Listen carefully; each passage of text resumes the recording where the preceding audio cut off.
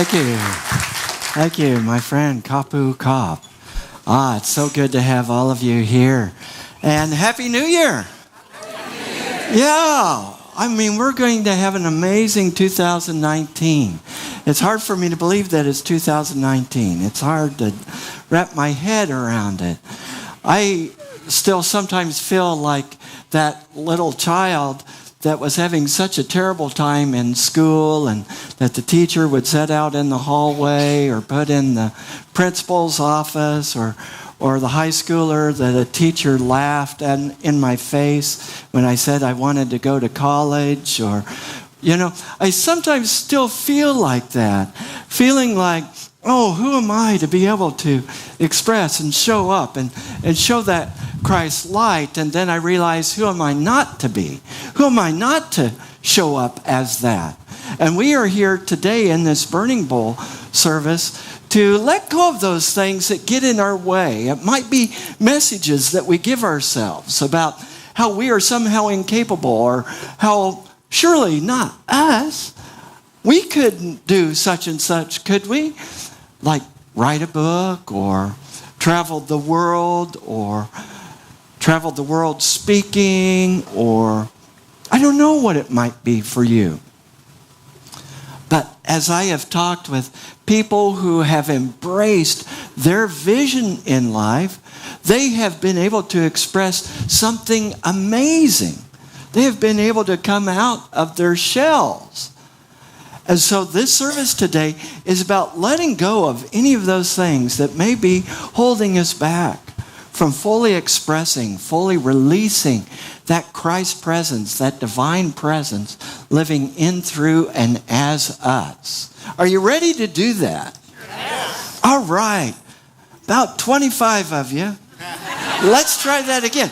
Are you ready to do this? Yes. Yes, awesome. That is so good to hear. In hospital ministry, I've been a hospital chaplain for years and years, and I had a colleague that I worked with, and he is a minister in a very conservative branch of Christianity. And one day he came to me, and he was so nervous, and he was like, "Tim, I've got to talk." And he was shaking. I've never seen him shake before. He's always very confident, very articulate, well-spoken, but this time he was shaking. And we were in the hospital cafeteria, and we made sure we were in a private area. And he said, "I've got something to share with you." I said, "Yes." He said, "Reverend Tim, this is really serious stuff. I've never shared this with anybody." "Yes."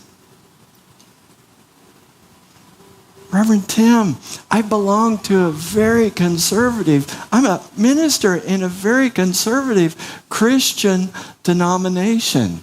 "Yes." He said, "I need to tell you, I'm gay." Now, my response may not have been the best. I just smiled and said, "I know." And he's like, "Oh no, people can tell?" I said, "I don't know if others can tell, but I know you. And I love you. And I can see your heart. And I can see that you're a person who loves God. Thank you for the honor of being real with me, of choosing me." And you could just see this weight fall off of him, like 5,000 pounds that he had been carrying his whole life. He was a middle-aged adult and had never shared that. But he determined that there was a vision that he had of himself that he needed to express, that he needed to come out. And in what way do you need to come out? When I was a child, I would hide in the closet. My mom would be looking for me. They did that a lot, actually. And sometimes they'd be in the closet. What are you doing in the closet? Well, it's so quiet in here. It's so calm. And I would get easily stimulated, hyperactive, I would find the closet to be very calming. Well, come on out. It's okay. We love you. Come on out of the closet, Tim. What type of closet are you keeping yourself in? To stay safe, to stay comfortable, to not stretch yourself beyond what you thought you were. Did you know that you are this actual self-livingness, this presence of God expressing itself? In the Sanskrit scriptures, it's called the Paramatma. In the Christian scriptures, it's called the Holy Spirit or the Christ, that anointed one. In different traditions, it's sometimes called the Buddha within. It is this inner divine nature that is seeking to express through as you. Are you having some holy dissatisfaction? Holy, holy dissatisfaction, where there's something more. There's something more that I am to express. There's something more I'm to be doing. I remember when I was selling men's clothes in retail between gigs. It was a 9-month process, like a gestation period. And so for 9 months, I was selling men's clothes at Dillard's. And I found out I love this, I'm good at matching clothes. I'm good at helping people. Hey, And pretty soon people were coming to me, and I was developing clientele. And they're like, oh, you need to open your own store. You would be great at it.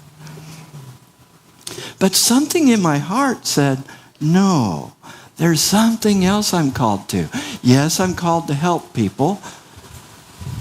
But it's not so much about matching clothes as helping them to unveil and reveal the Christ nature. What are you called to do? What are you called to do? There are people who were amazed when I went in the ministry, because there were some people who never heard me talk.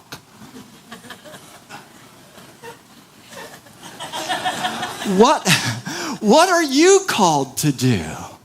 What is the vision? Now, this is Epiphany. Epiphany, this is the 12th day of Christmas.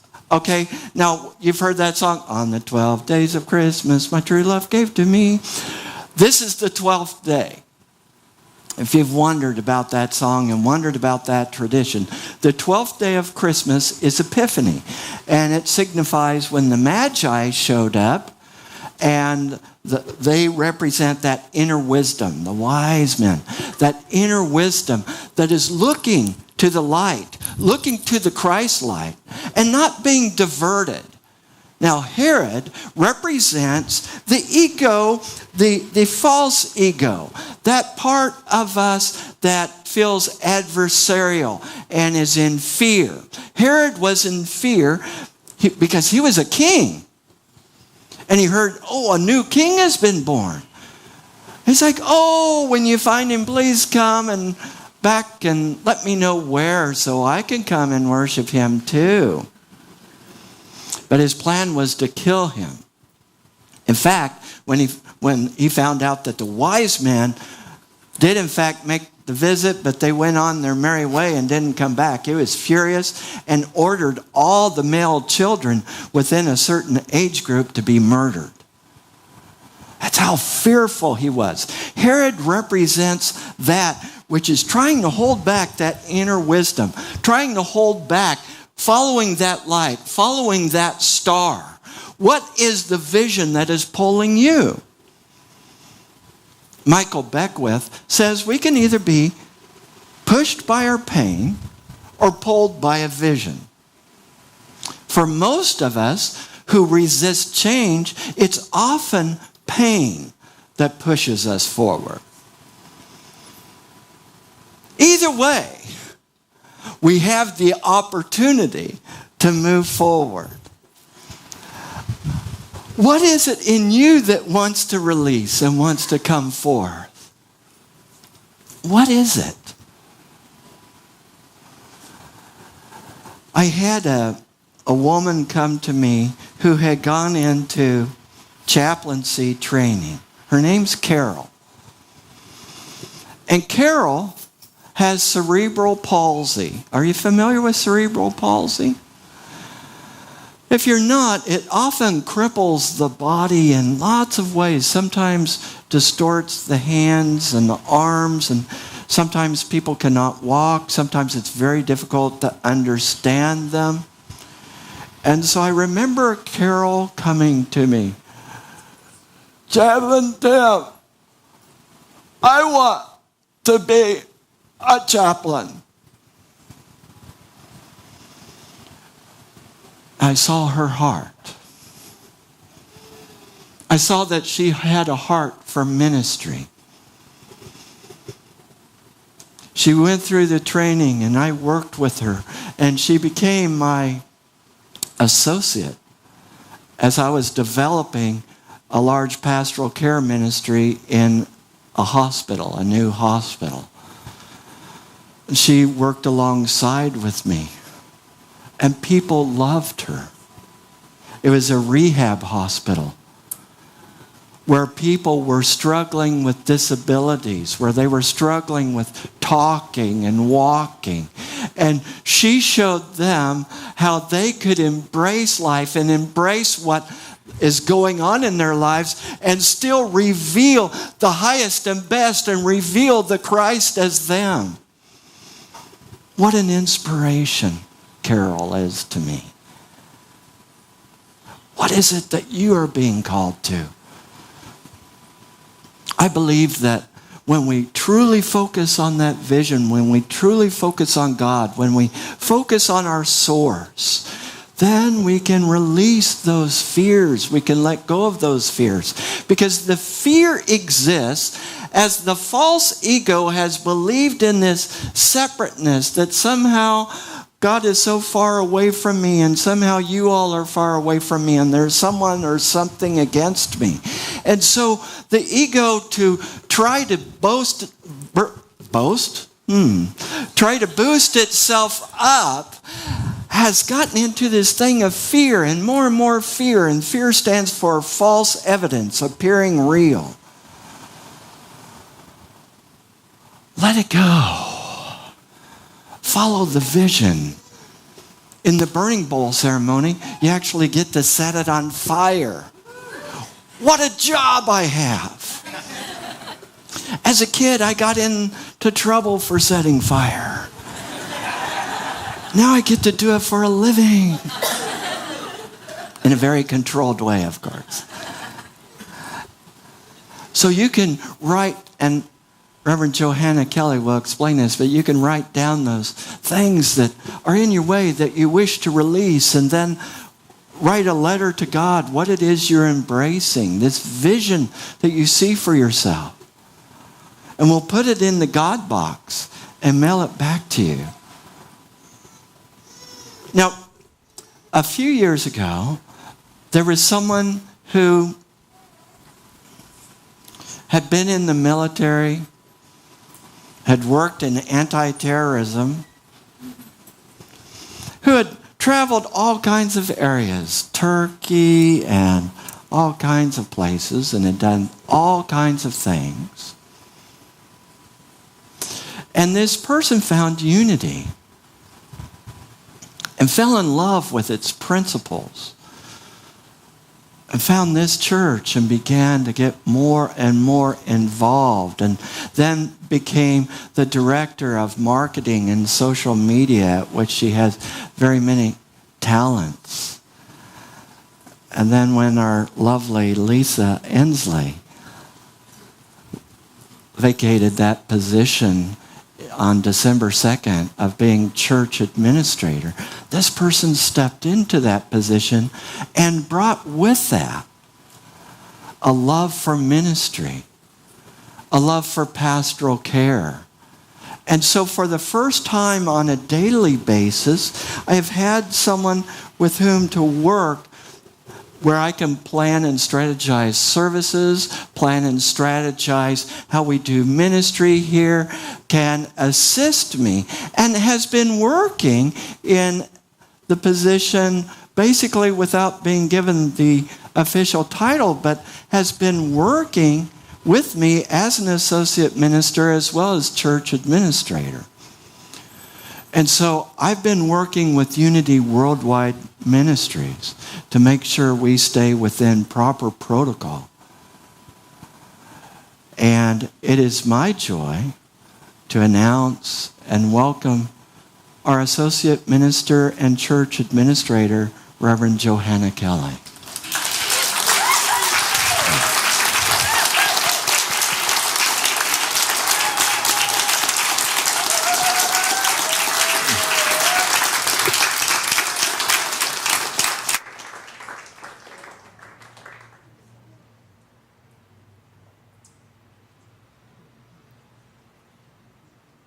Aloha, everyone. Thank you so much, Reverend Tim. And yes, it's my pleasure to serve in this capacity, to be a humble servant unto the Lord and have that inner guidance just order and guide my footsteps in this ministry. So thank you for the opportunity to be in and of service to this community. So mahalo, mahalo. Thank you. And now we've reached the part of the service where we will again release those things and say yes to our good. So ushers, I invite you to come to the front as we prepare for our burning bowl ceremony and letters to God. Now, could I see a show of hands who does not have